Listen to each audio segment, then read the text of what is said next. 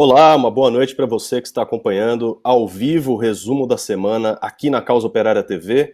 Bem-vindo ao nosso programa. Vamos começar aí com o balanço das notícias dessa última semana. Antes de passar aqui um recadinho para você, fica ligado na nossa programação. Se você ainda não está inscrito na Causa Operária TV, inscreva-se agora. Só clicar no botãozinho aí embaixo da janela do nosso vídeo no YouTube. Você também pode, por favor, curtir e compartilhar o nosso canal, o nosso link ao vivo aí nas suas redes sociais.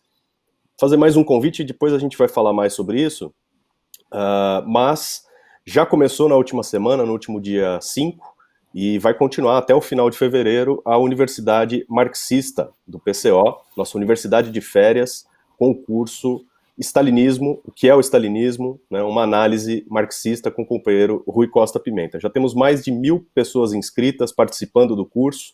Você também ainda pode se inscrever. Acesse universidademarxista.com.br, veja as informações, participe desse evento de formação marxista sem igual, sem paralelo em toda a esquerda. Bom, para comentar as notícias hoje comigo, temos aqui o companheiro Antônio Carlos Silva, frequentemente aqui no nosso programa, um dos nossos apresentadores fixos, e hoje um convidado, o companheiro Edson Dorta, que também vai tratar aqui conosco do balanço da semana. Boa noite, companheiros. Boa noite, Rafael. Boa noite, Edson. Boa noite a todos os nossos amigos internautas. E, bom, vamos lá para uma semana muito conturbada, né, marcado aí por uma explosão da Covid em todo o mundo e pela crise gigantesca nos Estados Unidos e por acontecimentos importantes também aqui no Brasil. Então, ajudem a gente aí compartilhando, vocês que estão assistindo o programa, espalhem aí o link do resumo da semana e do Causa Operária TV nas redes sociais e em todos os lugares. Boa noite, Edson. Boa noite, Antônio Carlos. Boa noite, o Rafael Dantas. Boa noite aí também os internautas. Só falar aqui para vocês que teve um temporal aqui em Campinas e meio que a internet está meio naquela dificuldade. Então, se por acaso acontecer algum problema aí, já sabe. Beleza, beleza. Recebemos aqui alta e clara a ameaça do companheiro Edson Dorta de cair a qualquer momento do nosso programa, mas tudo bem, vamos lá. Bom, destaque da semana aqui, 1.000 mortes por dia, estamos no ritmo da pandemia e os governos estaduais, o governo federal, não quer nem saber, volta às aulas, né, e sem auxílio emergencial. E o preparativo para a volta às aulas, o sinal, né, de que a volta à normalidade vai ser aí passar a população, né, num verdadeiro moedor de carne, é a realização, nesse final de semana aqui, dos vestibulares, principalmente o vestibular, o maior do país, da FUVEST, o vestibular da Universidade de São Paulo, e a preparação para o Exame Nacional do Ensino Médio, o Enem. Né? Tá tudo normal, a campanha vai de vento em popa. Antônio Carlos, quais serão as consequências aí dessa brincadeira com os estudantes, né? Porque com eles vão as famílias, vão os professores, os funcionários das escolas, das universidades. Um balanço sobre isso. Boa noite, vamos lá. Boa noite. Bom, eu queria destacar aí que, só para a gente ter uma ideia, no vestibular de São Paulo, FUVEST, foram 130 mil inscritos, né? Essa semana também aconteceu em São Paulo um vestibular muito grande, importante, que é o vestibular da Unicamp. E, bom, então nós tivemos aí centenas de milhares, aí mais de 200 mil entre os dois vestibulares. O mesmo processo está acontecendo em vários estados, né? E eu queria, essas imagens importantes que a produção está mostrando aí, é uma coisa que na televisão costumeiramente costuma se chamar de aglomeração, né? Então, a minha filha, inclusive, é vestibulanda, está aí penando a duras penas aí nas provas, esse verdadeiro filtro, né, totalmente que não deveria existir, que é o vestibular, que é um processo de exclusão da imensa maioria dos jovens, dos filhos, principalmente dos filhos dos trabalhadores, da população pobre, das universidades públicas, né, que são as universidades mais importantes, melhores universidades do país. No momento em que, inclusive, uma política de emergência, por exemplo, nesse momento no Brasil estão faltando aí dezenas de milhares de médicos, centenas de milhares de enfermeiros. Seria a hora de abrir a porta das universidades, né, e deixar que os filhos da classe trabalhadora, dos operários, dos camponeses, né, viessem a suprir as vagas que a burguesia não quer, né, porque a burguesia não quer se dedicar a salvar a vida da população pobre. Mas essas imagens aí das aglomerações, da situação, elas são importantes, porque nós assistimos há poucos dias aí um festival de cinismo, né, dos meios de comunicação, dos políticos, que era denunciar outras aglomerações. A produção tem imagem aí para gente. Então, por exemplo, esse tipo de aglomeração aí, isso aí foi denunciado na televisão, né? Porque parece que o vírus no Brasil ele tem um chip seletivo, que é o seguinte: se a pessoa se aglomerar na praia, pega a Covid. Se aglomerar no baile funk, nossa, aí então, certo? É digno de repúdio. Aí. Cenas como essas aí foram mostradas aí pela TV Globo, por outros, né, denunciando que a população pobre é absurdo, se aglomerando para fazer baile funk no final do ano, nos finais de semana. Isso é um crime, diziam, né? Agora, essa cena aí, por exemplo, que vocês estão vendo aí, isso aí não pega Covid. Trem lotado, ônibus lotado, não, isso aí parece que faz bem à população, né? Você não vê, por exemplo, houve uma política aí, muita gente defendendo que, inclusive a polícia invadindo casas para reprimir festas no final de ano. Ninguém viu a polícia invadir aí o metrô no Rio de Janeiro, em São Paulo, no Recife, para prender os responsáveis por esse tipo de aglomeração. Isso não existe, né? Ninguém multa alguém. Eu dou um prêmio se alguém trouxer aqui para mim uma imagem de um único ônibus, uma empresa de transporte coletivo que tenha sido multada, não só agora na pandemia, mas em toda a história da humanidade, por andar com ônibus lotado, né, em cidades como São Paulo, Belo Horizonte, Curitiba e por aí vai. Bom, e agora nós estamos...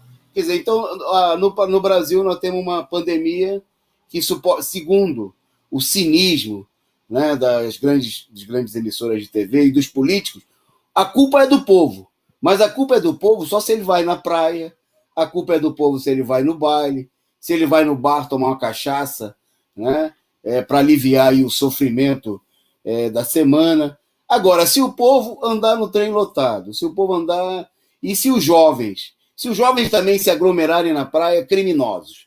Nos bares, a gente viu aí o pessoal denunciando, né? A Globo adora mostrar aí as imagens que precisa fechar os bares 11 horas da noite, mas hoje eu não vi nenhum carro da PM reprimindo as universidades. Para a gente ter uma ideia, em São Paulo tinha 135 locais de prova, o que dá alguma coisa em média de 1.000 pessoas por local, né? Mais os pais, que tinha muitos pais como eu que foram lá levar seus filhos, e muitos deles ali na maior muvuca, né? Porque o pai é bicho bobo, né? Fica lá, meu filho está fazendo a prova, espera. Bom, então é evidente que tem uma campanha, né? O vestibular faz parte da campanha para voltar à normalidade. No momento em que o Brasil tem mais de 1.000 mortos por dia, né? A média ontem era de 988, né, por dia, né? Nós estamos se preparando para ultrapassar os piores momentos. Essa semana nós tivemos vários dias seguidos com mais de 1.000 mortes. Chegamos a ter 1.378, acho 1.300, nem lembro, mas era quase 1.400 mortes num único dia, né? Tudo está indicando que, infelizmente, isso em números oficiais, que nós sabemos claramente que são falsificados, que nós vamos ter mais de 2.000 mortos nos próximos dias, mas a burguesia finge que está tudo normal. Por quê? E por que precisa ter o vestibular? Precisa ter o vestibular para empurrar a juventude, para garantir o din-din das universidades privadas, né? E criar uma pressão para que tudo retorne, para que as escolas do ensino básico também retornem. O do genocida de São Paulo, e hoje nós fizemos uma reunião do nosso coletivo sindical, foi denunciado que também em outros estados, né, tem situação semelhante.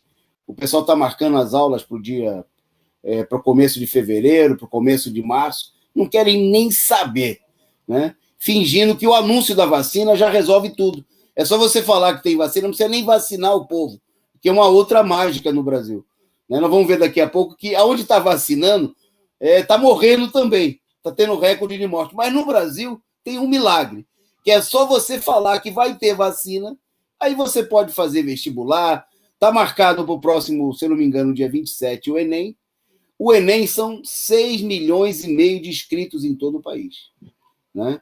Hoje, no vestibular da FUVEST, não tinha nem aquele termômetrozinho que tem em supermercado, que o pessoal finge que está medindo a sua temperatura, nem isso tinha. Quer dizer, é assim, pode entrar à vontade, pode espalhar a Covid, né? Porque se é para fazer aquilo que a direita quer que você faça, né? Não precisa de medir temperatura, né? O pessoal disfarçava lá, porque a juventude, coitada, estava lá usando máscara. Então, obviamente, tem que ter um pronunciamento. Tem setores pedindo na justiça o adiamento do Enem. Era hora de uma mobilização. Infelizmente, as organizações estudantis estão paralisadas. Né? A juventude do PCO está denunciando, está chamando a necessidade. Só para completar isso, para mostrar que é um crime, que a vontade é só para matar e favorecer os tubarões, é o seguinte: o governo decretou que a nota do Enem, agora do começo do ano, não vai valer para os jovens entrarem na universidade pública, para o SISU. Só no meio do ano. Mas por que então ele quer fazer a prova agora? Para favorecer as universidades privadas, né, que usam isso aí como um critério para receber o pessoal, receber a bolsa, né, o dinheiro que o governo paga, e para estimular os jovens a voltarem às aulas para matar mais gente. É uma política genocida, consciente, né?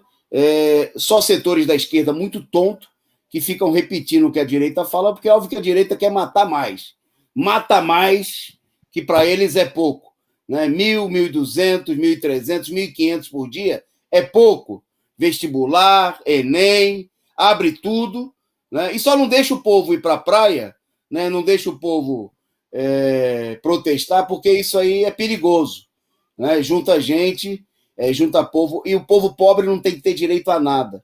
É isso que pensa a direita brasileira, só tem que ter direito a trabalhar, morrer e dar lucro para os tubarões capitalistas, como é o caso dos tubarões do ensino privado. Devolvo para você, Rafael. Bom, eu vou aproveitar aqui e tratar de um outro tema, de um tema relacionado, um artigo que saiu no jornal Estado de São Paulo, né, que é a consciência e o porta-voz da burguesia paulista, a burguesia mais poderosa do nosso país, né? E como essa burguesia, como seus políticos, né, como todos os membros do poder, dos três poderes em nível nacional, o jornal Estado de São Paulo também é científico. Então, eles abriram aqui uma coluna dizendo o seguinte, pergunta-se, né, o Enem deve ser adiado por causa do aumento dos casos de Covid? Aí são chamados a dar a sua opinião os especialistas, né? Os exames do Enem estão marcados para os finais de semana do dia 17 e do dia 24 de janeiro, quer dizer, no próximo final de semana. E, para resumir, né, o Estado de São Paulo convocou um especialista a favor e um especialista contra. Então, o cientista, o epidemiologista Ethel Maciel, diz que a situação é grave, não poderíamos nem cogitar, né? Reunir tantas pessoas numa sala a troco de fazer o vestibular. Ele diz aqui, aspas, considero que vamos colocar muitas vidas em risco e alguns candidatos precisam se locomover para chegar até o local da prova. Vamos ter de mobilizar muitas pessoas, né? A Ethel disse isso daí. Acrescentou também que, né, o óbvio, né, o grande motivo pelo qual, inclusive, nós estamos denunciando essa ação criminosa do governo e das universidades. Ela diz, esse jovem se contamina na prova, vai para casa e leva a doença para lá. Estamos num momento da pandemia em que essa prova seria muito inadequada, fere todas as nossas estratégias sanitárias. Você vê que é engraçado, né? Assim, essa prova seria muito inadequada. Eles trazem uma epidemiologista à véspera do vestibular para o jornal para falar que não deveria fazer. Mas, né, tem aí a voz de outra pessoa, do Celso Granato, professor da Unicamp, que diz que O maior problema é fora do local de prova, é na entrada, essa aglomeração que o companheiro Antônio Carlos falou, né? O estudante está chegando ali para fazer a prova, vai procurar o nome dele na lista, de repente encontra um outro colega, vem os pais juntos, aí também tem o de caneta, borracha e régua, a turma que está vendendo uma garrafinha d'água e pronto, todo mundo fica doente aí, né? Ele diz que na sala de aula fica todo mundo quietinho em cima da folha de resposta. O ambiente não é tão propício assim para a contaminação, né? Ou seja, você espirrar, tossir numa sala fechada, é bem mais tranquilo do que ficar ali ao ar livre, né? Porque lá fora, como ele diz, as pessoas estão falando alto, tem muita gente junto, né? Ele até coloca aqui o seguinte, esse é ótimo. Existe uma relação entre o volume de voz e a chance de transmitir a Covid-19. Pois bem, qual que é a consequência disso daqui? Eu queria destacar um detalhe importante em cima do comentário que o companheiro Antônio Carlos fez. Que, tudo bem, o vestibular é aquela abominação antidemocrática de um sistema educacional controlado, né, pelos interesses da burguesia. No final das contas, ganha no Brasil as universidades privadas, né? Mas o que acontece? Os estudantes prestam o vestibular porque eles estão buscando uma vaga. E a situação que aconteceu na Unicamp, também segundo essa matéria aqui do Estado de São Paulo. Os estudantes são 70 mil inscritos, né, e identificaram, né, um estudante que estava com febre, né, e ele foi desqualificado. Quer dizer, ele perdeu, né, a chance de passar no vestibular. Se ele sobreviver, né, ele vai ter não se sabe a situação dele, obviamente, mas vamos supor, né, que seja grave. Se ele sobreviver, ele só faria o vestibular no ano que vem e assim por diante. Obviamente, né, a medida que eles estão propondo é para deixar o pessoal de fora, né? E com isso causar um terror, né? Na verdade, você, assim, não, vai ter o vestibular com pandemia e tudo, a pessoa fica desesperada, fala assim, pô, se eu não for, medo da pandemia, eu fico aqui um ano para trás, né, no ensino superior, não entro na faculdade, todas aquelas dificuldades que quem está buscando a formação universitária vai encontrar. Quer dizer, acabam forçando o pessoal a correr atrás do vestibular, né? É isso mesmo, Rafael. Você me permite? Só uma questão rápida para... e nós vamos ver que nas próximas semanas, que nós vamos ter o recorde de morte, eles vão falar o seguinte, que as contaminações foram causadas pelas festas de fim de ano, né? Alguns vão colocar a culpa no Neymar como o maior responsável pelas festas do mundo, obviamente, né?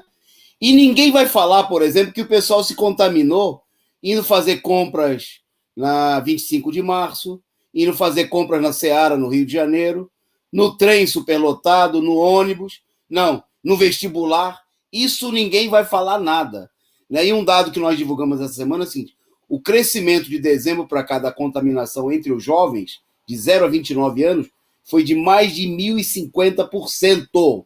1.050% entre os jovens.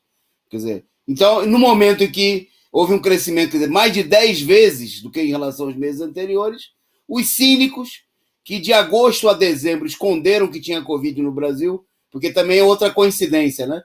Durante a campanha eleitoral, a Covid diminuiu, o Brasil ficou uma maravilha. Agora que passou a eleição e os prefeitos já assumiram, né? A Covid volta e a culpa de quem que é? Do povo. Esse povo não tem jeito mesmo. Apesar de todo o esforço dos governantes, né, do esforço do Bolsonaro, do Dória, dos prefeitos, que fizeram de tudo para conter a pandemia, o povo escangalha tudo, né? Vai lá, com você. Tá certo, justamente, a culpa é do povo, né? Essa moralidade hipócrita aí de que é justo se aglomerar para trabalhar, né, para dar lucro para o patrão, para manter tudo funcionando, mas, né, o lazer é criminoso, então a culpa é do povo que quis, né, aí se aliviar, né? Bem, vamos continuando com a nossa pauta, porque já que a gente está falando da Covid, não podemos esquecer que a pandemia é global e a situação, né, que começou, que teve aí como logo depois do surgimento, né, dos primeiros casos na China, teve o seu epicentro inegável, inquestionável na Europa. Se a situação no Brasil se agravou ainda mais, como a gente viu recentemente, a Europa ainda, né, prevê que, tendo sido ainda mais lá, o pior ainda está por vir. É o que a chanceler alemã Angela Merkel declarou nesse final de semana. Quer dizer, situação que indica, né, que a fase mais difícil da pandemia ainda está se desenvolvendo, né, não está totalmente instalada, e que o que vem pela frente, né, não adianta essa vacina de mentirinha, que é assim, né, você fala para o vírus que você está vacinado, né, você espera que que você não pegue. Então, se você acha que você vai ficar doente, você fala, não, eu estou vacinado, tudo certo, né? Junta-se aí também um outro problema, que são as novas cepas, as variações do vírus, as mutações do vírus, né?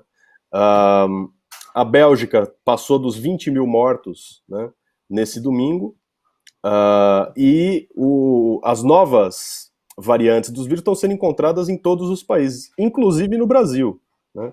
Nós identificamos aí a publicação no Diário Causa Operária desse domingo, dando mais cedo a notícia de que pesquisadores tinham encontrado, né, deixa eu localizar aqui a nota, mas que o indício aí de que o vírus a mutação do vírus já teria dado a volta fora do país e entrado novamente, né? Então, juntando uma coisa com a outra, né, se na Europa dizem que o pior está por vir, as condições aí para que a situação piore já chegaram a todos os países, né? Veja, é só esperar, né, que a gravidade da situação vai se revelar por completo aqui em breve, rapidamente no Brasil.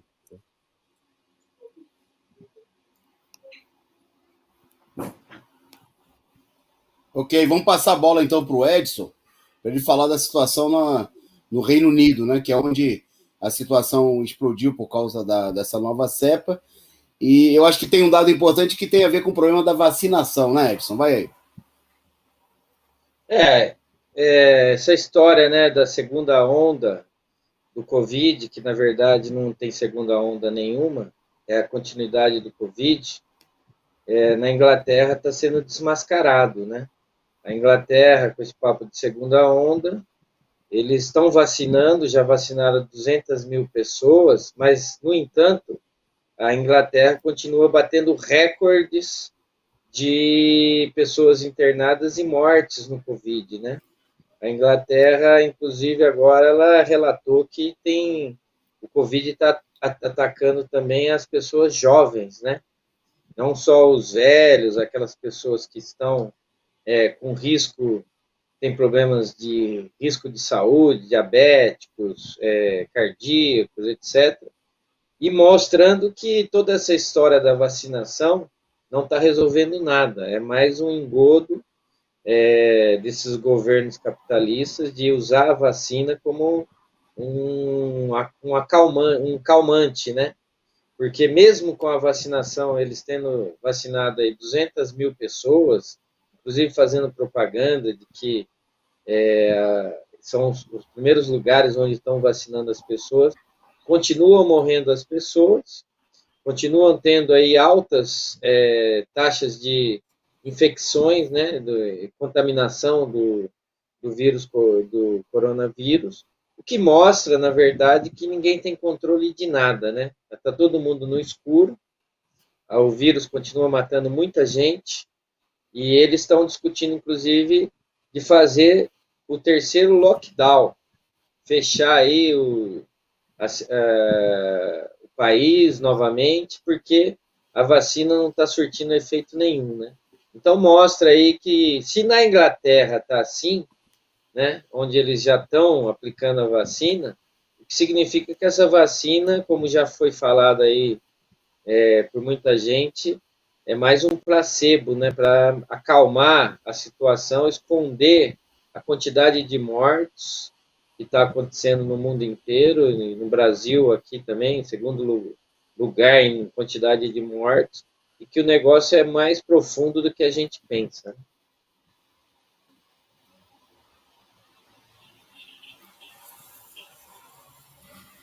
Bom, o quadro se agrava com a situação norte-americana, né? 20 mil mortes em uma semana, né?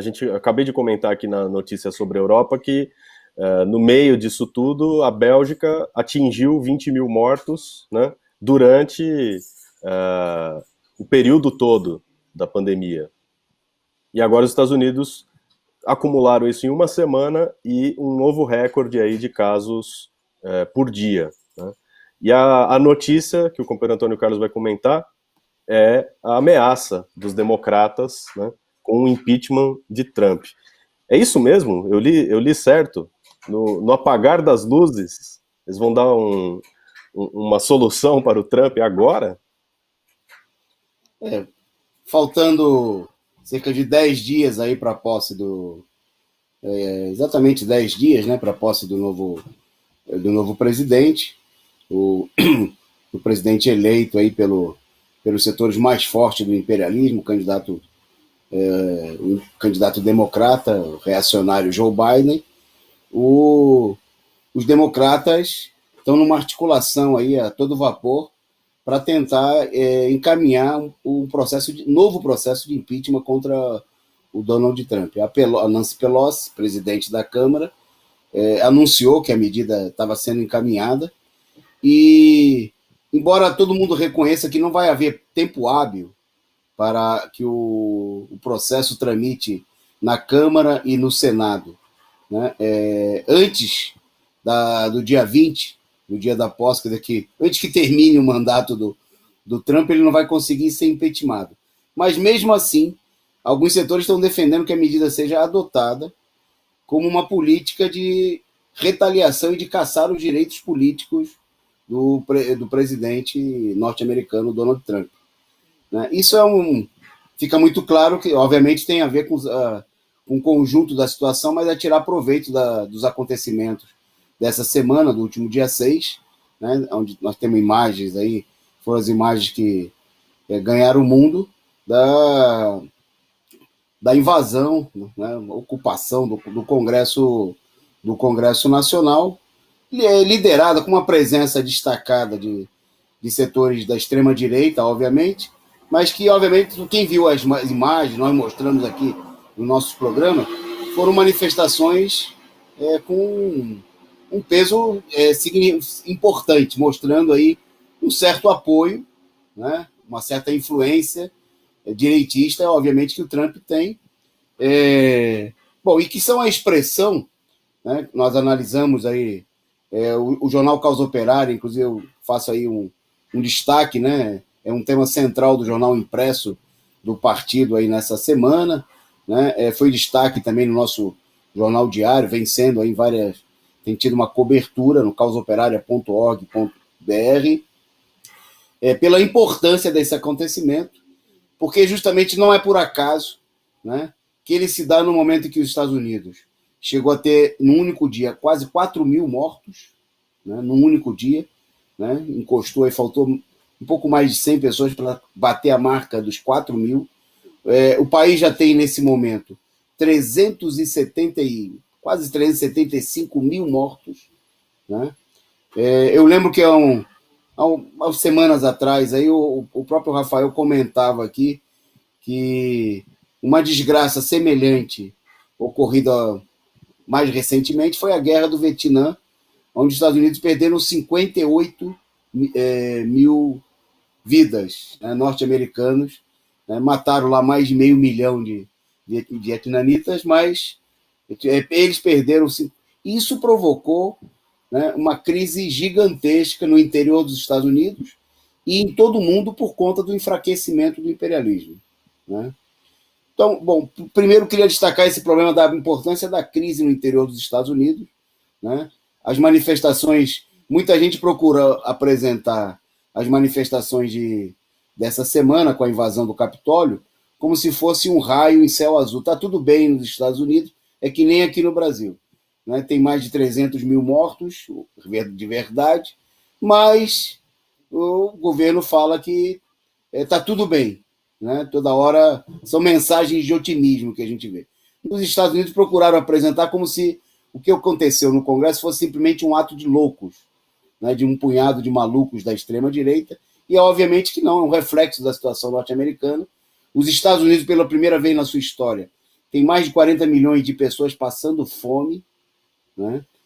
40 milhões, não é o Brasil. O Brasil, infelizmente, o nosso povo, né, vive uma histórica situação de fome de muitos milhões e que agora está se agravando, e nós estamos ameaçados com o fim do auxílio emergencial de ter 100 milhões de famintos, de pessoas em situação de fome, né, de diferentes níveis.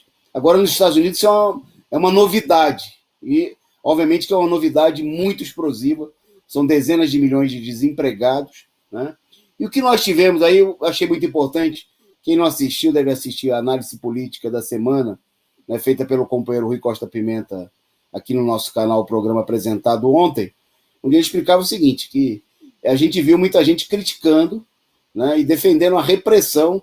Aqui tem uma perseguição implacável, tem gente presa, tem processo, estão distribuindo cartazes pelo país, tipo procura-se, para reprimir os responsáveis pelo protesto, e muita gente da esquerda apoiando esse tipo de iniciativa.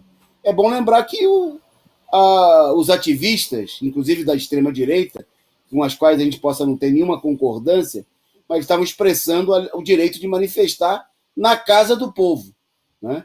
E se houve uma repressão, inclusive 4 pessoas mortas, é sinal de que a maior democracia do mundo, pelo menos que se apresenta assim, não comporta manifestações contrárias.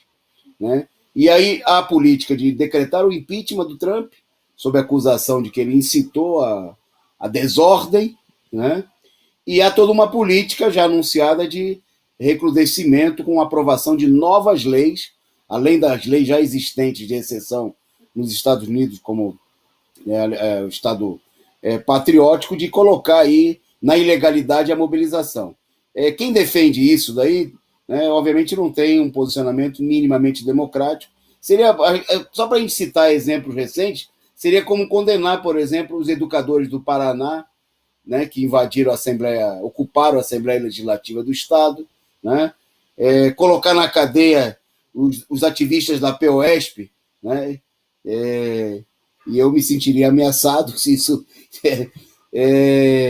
que em vários momentos aí ocuparam, né, as galerias ou até o plenário, estudantes. Quantas vezes, né? No Brasil nós não tivemos aí ocupações de reitoria.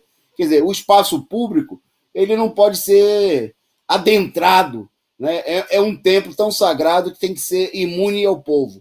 O povo não pode entrar na casa do povo, né? Não pode entrar em lugar nenhum. O povo só pode andar em trem lotado, né? Trabalhar que nem escravo, fazer vestibular, né? Entrar no parlamento, nem pensar. Né? Então, mas essa situação é evidentemente um sintoma da profunda crise. E aí eu lembro que o Rafael falou, né? Se com o Vietnã, com 58 mil mortos, a gente já teve aí toda uma crise dos Estados Unidos e uma situação revolucionária em vários países do mundo, né? Eu queria lembrar que logo foi depois do Vietnã que nós tivemos aí revolução no Irã, né? Na Polônia, aqui na América Latina, na Nicarágua, toda uma situação revolucionária na América Central e muitas outras. Imagina, né? Imagine a crise que nós temos, porque o que está sendo mostrado aí é o esgotamento do capitalismo, né? no seu berço mais forte, né? No seu coração. Né? E por último, eu só faria um comentário. Eu vi setores da esquerda falando, não, a crise do capitalismo nos Estados Unidos vai dar lugar à ascensão da China. Né? A besteira, tem que ler o nosso jornal Causa Operária, né? Porque lá explica que se os Estados Unidos forem para o tombo, muito antes deles vão levar muita gente antes, a começar pela própria China, né? Cujos negócios, os maiores investimentos dos capitalistas chineses, que na maioria, em muitos casos, né, são inclusive empresas norte-americanas, estão aí voltados para os bancos dos Estados Unidos. Então, se a gente tiver, como tudo está aparentando, uma crise semelhante e mais profunda do que a 2018, 2008, com os bancos norte-americanos em crise, isso aí vai arrastar o mundo para uma crise ainda mais profunda que nós temos, o que está mostrando que o problema não é só a pandemia, né? É uma crise de conjunto, é a crise histórica do capitalismo que nós estamos assistindo nesse momento. Bom, e aí eu devolvo para vocês, não sei se alguém vai comentar ainda essa situação, e depois a gente entrar aí na situação do Brasil. Vai lá. Beleza, eu queria só aproveitar então a menção e mostrar para vocês aqui a edição dessa semana do jornal Causa Operária, com a manchete que o companheiro Antônio Carlos mencionou aqui: invasão do Congresso nos Estados Unidos não foi um raio em céu azul. É a continuação da crise. Você adquire o jornal Causa Operária nas sedes do partido, nos centros culturais Benjamin Perret, com os militantes do partido, e também aqui, entrando em contato com a gente, pode falar conosco aqui durante a transmissão por meio do chat, se você quiser receber um exemplar ou fazer a sua assinatura. Eu queria só fazer mais um comentário sobre essa questão dos Estados Unidos, que, sem dúvida, se destacou na semana, e o principal fato político internacional, à parte o crescimento, né, como a gente tem visto aqui, monstruoso da pandemia. Eu queria apenas sublinhar, né, destacar o que o companheiro Rui falou nesse último sábado, na sua análise política, né, a semelhança, a ligação, né, o processo político de mesma natureza que existe também no Brasil, né, com relação à operação Biden nos Estados Unidos e à operação Frente Ampla no Brasil, né. Setores aí mencionaram, né, setores da esquerda chegaram a dizer que a ação, né, a manifestação no Congresso norte-americano teria sido um golpe de Estado, uma tentativa de golpe de Estado que foi frustrada aí por esse democratíssimo aparato repressivo policial norte-americano, né, que deixou aí, acho que foram 3 mortos, né, segundo o que tinha sido confirmado. É interessante notar porque a esquerda está perdendo a cabeça, né, com a ideia de que o fascismo está aí na rua, dando golpes no Congresso norte-americano, né, governando o Brasil de maneira descontrolada, perigosíssima, né, e, como disse o ex-ministro Tarso Genro, do PT, na última semana, é hora de, né, chamar o Dória a dirigir a luta contra o fascismo, né, a dirigir o campo democrático contra o fascismo. E depois de colocar o Dória como o nosso campeão da democracia, né, o homem que deveria liderar o processo de impeachment, a campanha pelo impeachment do Bolsonaro, depois de tudo isso, quem vai duvidar de que esse mesmo Tarso Genro e outras tantas figuras da esquerda burguesa, parlamentar e pequeno-burguesa no Brasil venham a assinar embaixo de uma candidatura de um João Dória, né, de um elemento aí da Frente Ampla, nessa jogada da burguesia. E nos Estados Unidos o que a gente viu, que se vê aí no meio da confusão política da esquerda, é isso, né, identificar a manifestação simplesmente, né, como uma ação de extrema-direita, uma tentativa de golpe de Estado, que automaticamente empurra todo mundo, né, chama de novo, porque uma boa parte da esquerda norte-americana já foi, né, para o campo do Biden, né. Fica todo mundo ali junto com a democracia, o Partido Democrata e o homem aí de trás de tantas guerras que agora, né, será aí o democrata em oposição ao fascista Trump. Tá bem. Se tiver mais um comentário sobre isso, levantemos a mão, senão vamos falar sobre a situação da pandemia no Brasil. Bom, último número, escabroso do Brasil, 469 óbitos em 24 horas, né? Passamos a marca dos 203 mil mortos oficiais na pandemia da Covid-19, só que o escabroso mesmo não é ter batido esse número de 469 em 24 horas, é que, na média, o país já ultrapassou e vem crescendo o número de mortos, né, ultrapassando a média de 1.000 mortos em 24 horas, 1.000 mortos por dia. Isso, cinicamente, coloca a imprensa, né, depois de 5 meses de paz e tranquilidade, né, 5 meses de segurança, agora a média começou a subir novamente, né, pela primeira vez desde 11 de agosto. É interessante, a gente comentou agora há pouco os especialistas do estado de São Paulo. O portal UOL, né, que é da Folha de São Paulo, também tem os seus especialistas que vêm, né, dar a sua contribuição, né? Eles mencionam assim: confirmando a previsão de infectologistas, o país voltou a apresentar aceleração 2 semanas após o início das festas de fim de ano, né? Voltamos aí ao mesmo tema. Agora, né, são os especialistas de outro órgão, né, que estão prevendo, usando as festas de fim de ano, né, para lançar aquela previsão que só não viu quem está realmente levando a sério o que diz aqui a imprensa burguesa, né? Que de fato foram 5 meses de bonança, de paz, de saúde para todos, né? E agora, porque o pessoal se reuniu para o Natal e para o Ano Novo, o trem descarrilou e a gente está indo aí aceleradamente para o fundo do poço. Com base nos números oficiais, sempre, né? Vale sempre a ressalva, subestimados. Hoje eu vi a notícia, um médico falando que, no sentido oposto dos dados subestimados, né? Falando que classificamos a gripe como Covid, né? Quer dizer, morreu um monte de gente aí, mas nem foi pela Covid, é a gripe, né, normal. Bom, eu não sei, comentário de leigo, mas eu não fiquei resfriado esse ano, né, pelo isolamento social, pelo pouco contato, pela máscara e tudo mais, eu não fiquei gripado no inverno passado, e dizer que, né, morreu mais gente aí de gripe, né, engrossaram os números aí com gente que sofreu com a gripe, eu acho que é simplesmente uma barbaridade, né? Bom, os estados que estão piorando, né, aceleradamente, estão distribuídos por todas as regiões do país, né? Os números de casos, aí, a velocidade, o ritmo com que a pandemia cresce no número de contaminados e de mortos, aumentou aí no Centro-Oeste, 33%, no Nordeste, 28%, no Norte, 106%, quer dizer, a situação que já era terrível no Amazonas, né, duplicou em termos de velocidade, de gravidade, acelerou ainda mais.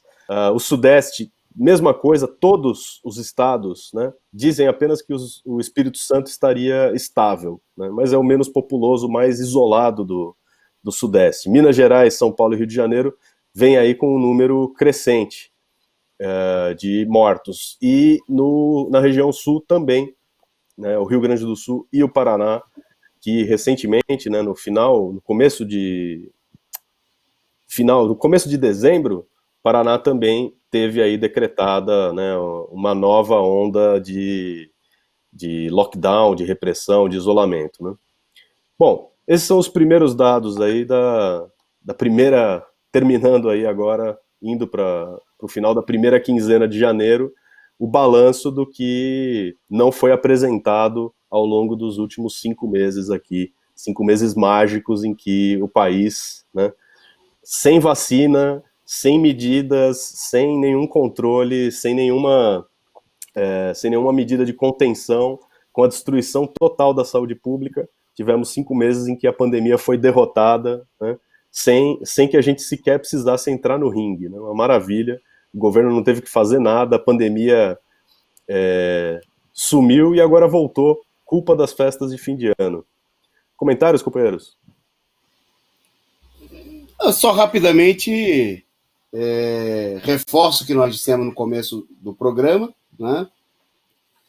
A campanha nos próximos dias vai ser uma coisa sórdida, né, intensa, já vencendo, para reforçar essa ideia de que a culpa... Porque o povo não só ele tem que ficar doente, como ele tem que se sentir culpado, né? Quer dizer, porque a maneira de conter uma revolta popular é colocar a culpa na população. né, e não nos verdadeiros responsáveis pela situação do país, que são os governantes, a burguesia, os bancos, né, que impulsionaram essa reabertura de tudo para garantir os seus lucros, né? É bom destacar porque muitas vezes a responsabilidade recai somente sobre os políticos. Os políticos, eles são funcionários, eles são serviçais, né, que estão defendendo os interesses de quem vai ganhar com a situação, né? A gente analisou aqui nos nossos programas e aqui no resumo da semana também que no ano passado meia dúzia de bilionários no país, né, comemoraram o resultado positivo do ano, porque para eles não teve desgraça, não teve tempo ruim, mas eles aumentaram as suas fortunas, né? Como sempre, os banqueiros em uma meia dúzia de tubarões, enquanto a população... Bom, eu até vou passar para o Ed, se ele quiser comentar, mas eu vou fazer um link já com a próxima notícia, porque a notícia, inclusive, a gente destacou aqui num programa da semana, que era o seguinte: o companheiro J. Camilo, eu pesquisando as charges dele, ele tinha divulgado lá uma matéria dizendo que o Brasil tinha o pior salário mínimo da América do Sul, né? E aí houve, sabe, esses sites que pesquisam para ver se é verdade mesmo, né? E desmentiram essa notícia dizendo que não é verdade. Isso é um absurdo dizer que o Brasil tem o pior salário, né, do nosso continente, né? E aí eles publicavam essa matéria que o Edson vai comentar agora, né, explicando que não é verdade que o Brasil tem um salário tão ruim, né? Na realidade, o brasileiro está ganhando bem, por isso fez festa demais no final do ano, e por isso agora está morrendo de Covid, né? Talvez a solução fosse até diminuir o salário do povo, porque aí o povo faria menos festa, quem sabe morreria menos. Vai lá, Edson. Exatamente. Eu, antes de entrar nessa questão do salário mínimo, queria comentar um pouco dessa questão dos dados, né, que são levantados aí pelos esses consórcios que fazem a estatística aí das mortes e dos COVID, dos contaminados pelo Covid, mostrando aí que, até fazendo uma piada aqui, né, mais importante que a vacina, eu acho que a gente deveria fazer outra eleição no Brasil, né, porque durante o período da eleição, o número de Covid desapareceu. Foram 1 mês e meio e o Covid não morria mais ninguém. Em São Paulo ficou 5, 6 dias sem notificar quem estava sendo contaminado, quem estava morrendo. Eu tive a oportunidade, né, de fazer campanha de rua aqui em Campinas. Encontrei uma funcionária da Unicamp e ela estava me relatando que o pessoal que estava hospitalizado na Unicamp por Covid estava sendo mudado o diagnóstico de Covid para tuberculose. Você vê o nível da manipulação e da fraude dos dados em relação às pessoas que estavam sendo contaminadas nesse período. Foi só acabar a eleição, tanto o primeiro como o segundo turno, que aí explodiu novamente, que eles chamam aí de segunda onda, etc., que aumentou. Mas durante a eleição estava tudo normalizado, sem fazer nada, sem hospital, sem teste, sem nada. Foram quase 2 meses aí sem contaminação. Eu acho que mais importante, até fazendo a piada, né? Mas mais eficaz que a vacina, eu acho que é ter uma nova eleição no Brasil. Bom, entrando na questão do salário mínimo, o Banco Mundial soltou a informação aí de que o Brasil é o pior salário mínimo da América Latina, e o Facebook logo foi e taxou aí essa informação de fake news, ou seja, notícia falsa. O Brasil não é o pior salário mínimo da América Latina, da América do Sul. Existe ainda o Suriname, grande país, o Suriname. Deve ter muita indústria lá no Suriname, né? Deve ter muito petróleo, como no Brasil, pré-sal, deve ter... o território é enorme. Não, Suriname é uma fitinha que tem ali no meio das Guianas, perto do Amapá. Então, o Suriname estaria pior que o Brasil e também a Venezuela. Por isso é mentirosa essa informação de que o Brasil seria o pior salário mínimo da América do Sul. Aí a gente tem que analisar. Estou reproduzindo aqui a discussão que a gente já fez aqui nos noticiários do Céu TV, mas é importante, porque é o resumo da semana, né? O Suriname e a Venezuela estão abaixo do Brasil. O Suriname, como eu relatei aqui, é um país minúsculo. Deve ser menor que Sergipe, está aí no mapa, aí, está sendo mostrado aí. Deve. Obviamente que o salário mínimo é menor que o Brasil. A Venezuela, a gente tem o relato, né? A Venezuela está sofrendo um boicote aí de todos os países imperialistas. Estão proibindo o país, inclusive, de exportar e importar. A situação é muito crítica em relação à economia global, porque não consegue desenvolver a sua economia, tem uma puta pressão política para derrubar o governo, pressão dos empresários fazendo campanha contra o governo, dificultando a vida da administração do governo do Maduro, etc. Então, seriam esses dois os países que estariam abaixo do Brasil. Mas aí eles não comentam, por exemplo, que o Chile, o salário mínimo no Chile, né, tem até uma tabela, não sei se dá para colocar, se a produção dá para colocar aí, que mostra que o salário mínimo, a partir do golpe de Estado de 2016, é uma vergonha, né, no país, né? Tem a tabela aí para colocar aí, ó. A Argentina, com toda a crise, com toda a desvalorização do peso, a Argentina tem o maior salário mínimo da América do Sul, são 2.826, transformando, né, do peso para os reais, seria 2.826 reais, né? Eles colocam a Venezuela aqui em segundo, mas segundo essa pesquisa do Facebook, dos caras que colocaram que isso é um fake news, a Venezuela estaria em segundo, mas não é verdade. Segundo os bolívares lá, né, estaria menor do que o salário em bolívar, estaria menor que esse salário.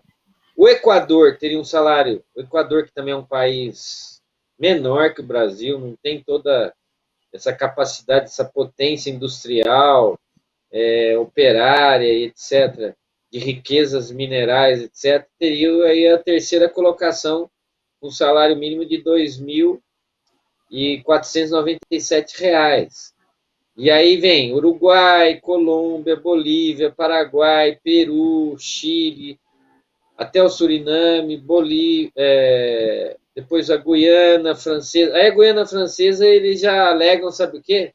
Que não pode estar nessa conta, que a Guiana Francesa seria um condado aí da França, né? Como está sob o controle dos franceses, então não tem a relação com a América do Sul. Na verdade, é para tentar esconder, mascarar essa vergonha que o país, o Brasil, está mostrando aí qual é o valor da mão de obra da classe operária brasileira. R$ 1.045, contando a partir, fazendo essa pesquisa, né?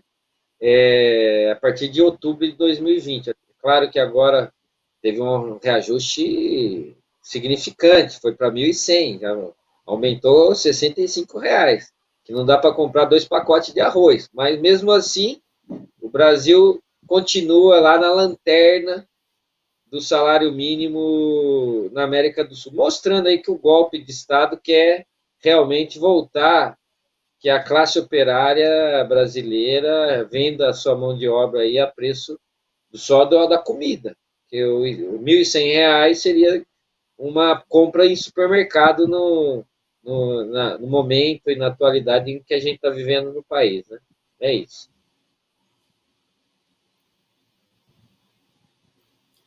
Só fazer um comentário do ridículo, né, do grotesco, da manipulação, porque Suriname tem 550 mil habitantes, né? Antiga colônia da Holanda, houve inclusive depois da independência, em 75, uma evasão de surinamenses que se mudaram de volta para a Holanda, tinham a cidadania, né?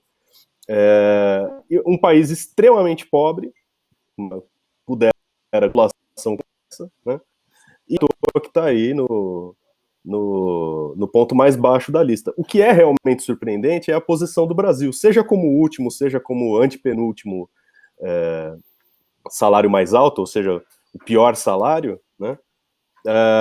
O Brasil é o país que tem o maior PIB per capita da América do Sul. Né?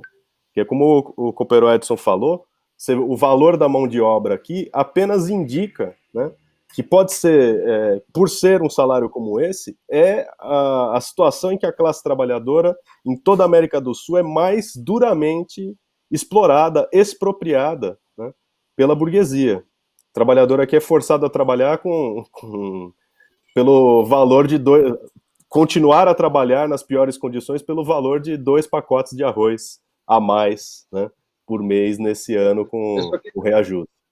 Eu queria completar a discussão, que é o seguinte: isso daí é para quem tem carteira assinada.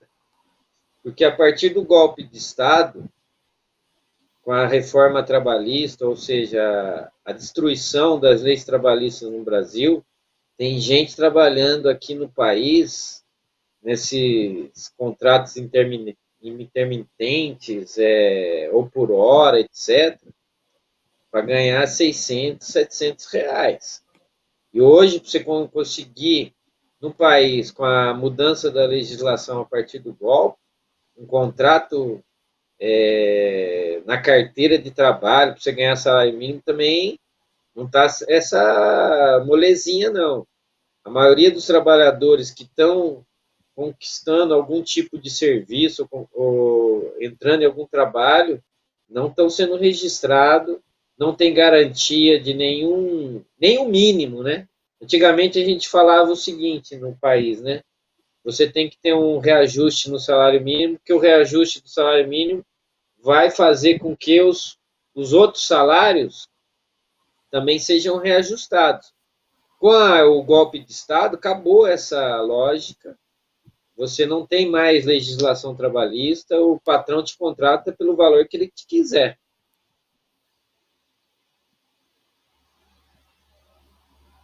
Bom, e aí eu passo a bola para o companheiro Antônio Carlos perguntando quem quer ser, né, o patrão da vez aí no próximo período, porque o senhor Dória, né, talvez o cientista mor, né, da política nacional, aí, o cientista-chefe, depois da guerra da vacina, que ainda continua, né, é que agora ficou difícil disputar, né, quem tem a melhor e a mais rápida vacina, à medida que uma depois da outra vem mostrando que não estão minimamente prontas para serem aplicadas em larga escala. Situação complicada.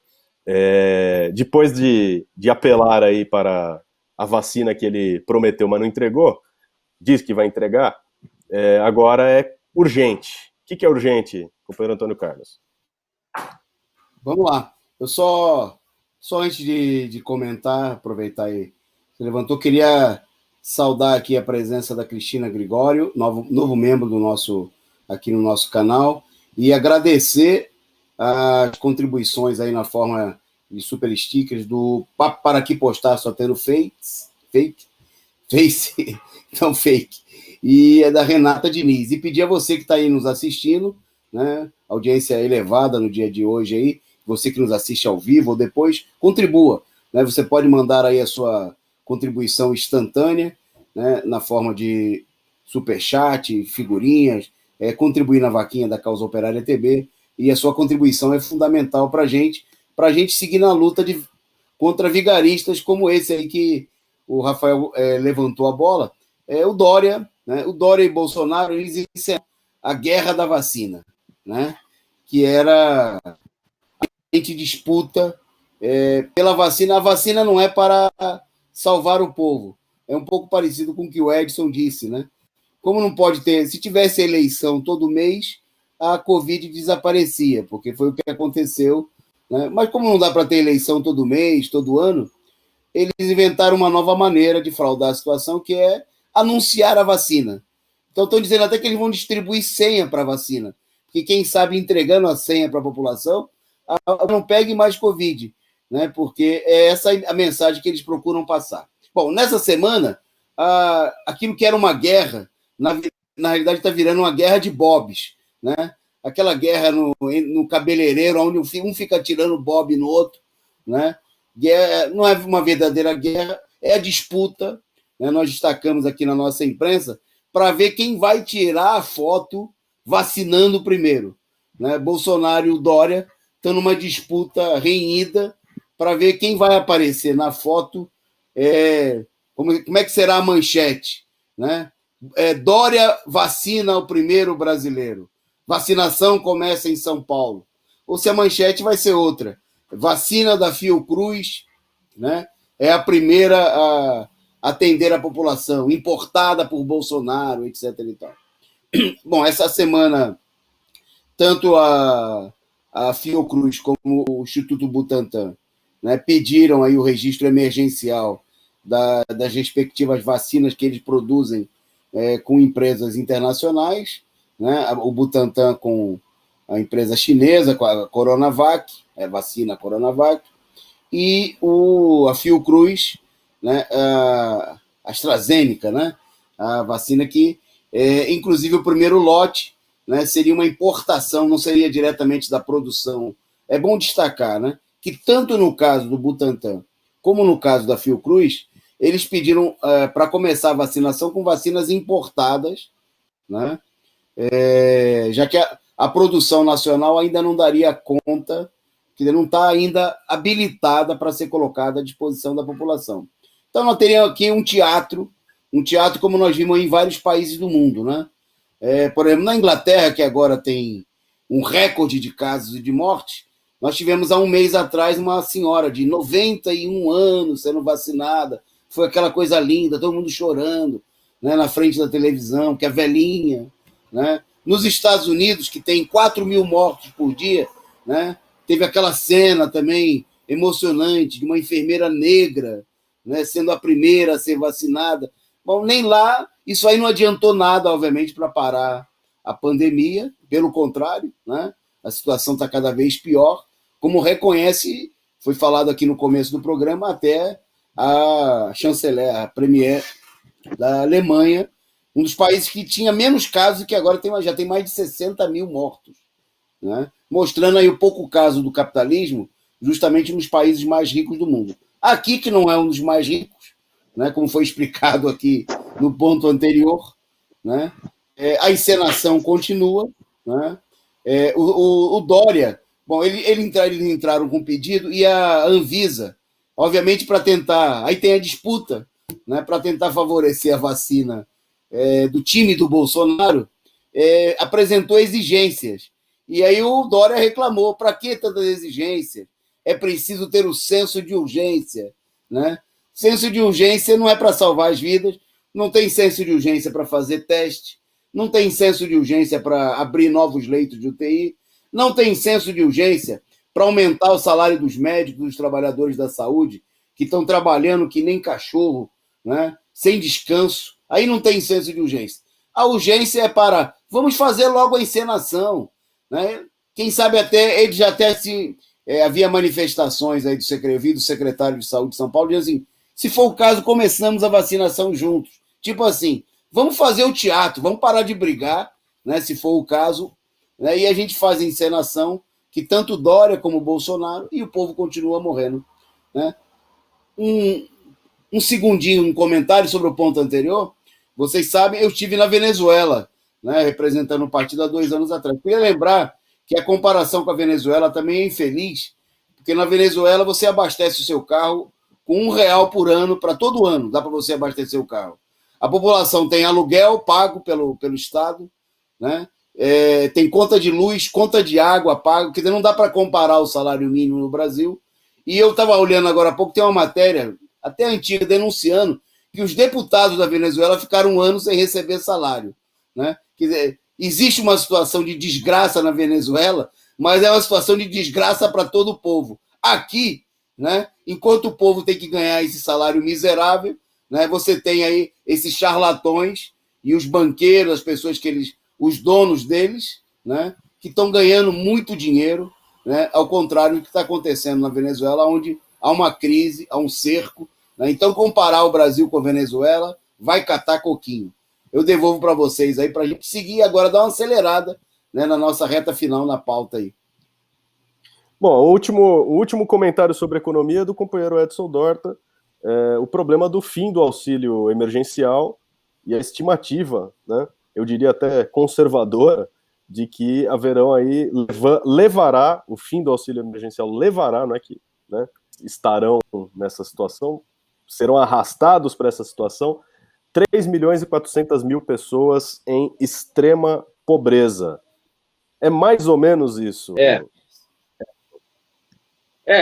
Como você anunciou no início da matéria, esses levantamentos são feitos pelas aquelas organizações tipo Fundação Getúlio Vargas, que a gente sabe que anda em parceria com os governos capitalistas, os governos burgueses. Então, obviamente, isso daí são dados já conservadores, né? São dados diminuídos da situação. Mas mesmo esses dados diminuídos, a Fundação Getúlio Vargas, ela levanta que com o fim do pagamento do auxílio emergencial que a esquerda comemorou como sendo a grande vitória durante a pandemia, e obviamente não logrou nenhum louro dessa vitória. Na verdade, muita gente, inclusive, nas ruas, acha que foi o governo que deu, etc., quando todos os governos no mundo inteiro pagaram o auxílio emergencial para que a situação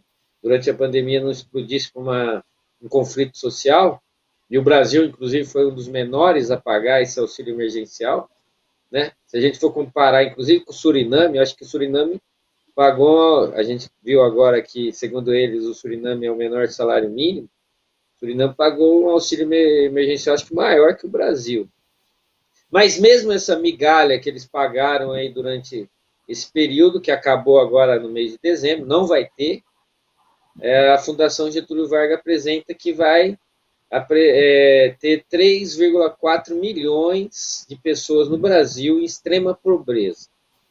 Além disso, eles também apresentam os dados de que 17 milhões de pessoas no país vão viver com 2 dólares por dia, ou seja, 60 dólares por mês, ou seja, 300 reais por mês durante esse período, que vai acarretar uma pobreza enorme no país, vai gerar uma crise gigantesca, né?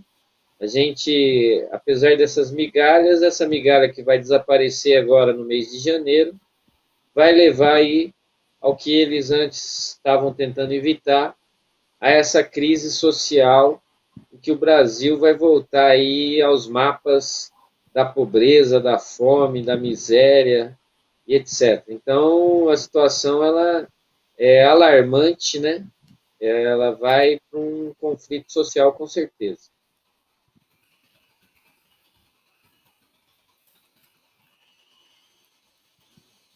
Tá ok. Bom, caminhando para o nosso encerramento aqui, nesse último final de semana, o Comitê Central Nacional do Partido da Causa Operária se reuniu em São Paulo para fazer um balanço aí das atividades do último período, do final do ano, e o planejamento, né, para a próxima etapa. Entre outras questões, além da organização, né, da comemoração do êxito aqui de mais de 1.000 inscritos na Universidade de Férias, vamos falar disso daí daqui a pouquinho, a direção nacional do partido deliberou também pelo lançamento de uma campanha de rua, né, por Lula presidente, em defesa da candidatura do ex-presidente Lula, em defesa dos seus direitos democráticos, anulação do processo da Lava Jato e a sua inscrição para candidato a presidente. Comentário mais sobre isso, companheiro Antônio Carlos. Eu queria destacar a importância, né, no momento em que a gente assistiu aí nas últimas semanas uma onda de capitulação vergonhosa e adesão da imensa maioria da esquerda, né, à política de colaboração com os responsáveis por esse genocídio, né? queria destacar o fato, inclusive, de que nos últimos dias o Partido dos Trabalhadores anunciou oficialmente, né, depois de uma resolução da sua bancada de deputados, o apoio ao candidato à presidência da Câmara, o Baleia Rossi, né? Votação essa que foi muito apertada, né? Diferença de apenas 4 votos, né?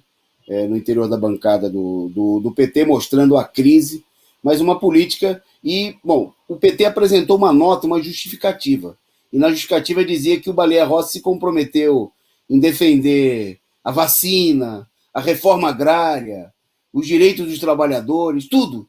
Quer dizer, é vender a ideia, né, um peixe podre, né, quando o Baleia Rossi, o MDB, que é o partido dele, junto com o DEM do Rodrigo Maia, o PSDB, que também está nesse bloco, foram muito além do Bolsonaro os responsáveis pela situação que nós estamos vivendo. Né, porque o Bolsonaro não foi responsável pela derrubada da Dilma, ele só tinha um voto, né, no Congresso Nacional.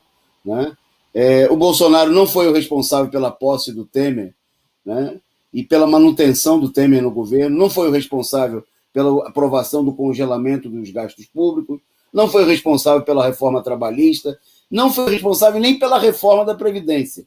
Né? O próprio Bolsonaro reconheceu que sem o Rodrigo Maia nada teria sido possível, né? Que ele foi o general da reforma da Previdência.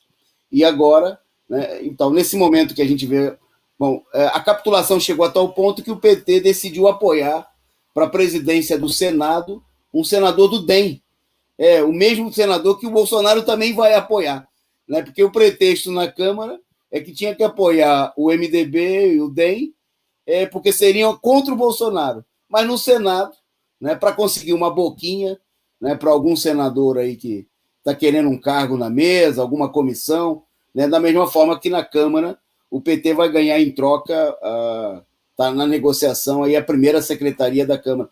Coisa que para os trabalhadores não vale absolutamente de nada. Né? Queria destacar que essa política se repetiu em vários lugares, né? Inclusive ela foi hipocritamente criticada pelo PSOL, né? Que, por exemplo, criticou o PT, mas está dividido em relação a apoiar o Baleia, criticou o PT por apoiar. É bom que se diga que um setor da esquerda do PT denuncia a direita do PT por apoiar o Baleia. Mas em São Paulo, por exemplo, esses setores votaram no DEM para a presidência da Câmara Municipal para eleger a Juliana Cardoso, né, uma vereadora, inclusive, ativa, combativa, muito ligada ao movimento de luta dos trabalhadores, para a primeira secretaria da Câmara. Então, a política é o seguinte: não faço o que eu digo. Né? Quer dizer, o exemplo não vale nada. E a mesma coisa, o PSOL criticou a Juliana Cardoso, tem gente do PSOL criticando o PT por apoiar o Baleia, tem gente do PSOL querendo apoiar o Baleia, e lá em Belém, onde o PSOL ganhou a prefeitura, eles apoiaram o MDB para a presidência da Câmara Municipal. Quer dizer, é um vale tudo. No meio disso daí, o PCO se reuniu, né, reafirmou as suas posições de luta, né, está chamando a uma mobilização em torno das reivindicações dos trabalhadores, né, como é o caso da luta pelo auxílio emergencial, contra as demissões, contra a volta às aulas, mas principalmente nesse momento, né, a compreensão do partido é que precisa ter uma mobilização, um eixo político, né, para animar, para mobilizar os trabalhadores. E um fator importante para essa mobilização é a candidatura presidencial, né, do ex-presidente Luiz Inácio Lula da Silva, né, que a direita não quer de maneira nenhuma e que setores da esquerda se acovardam.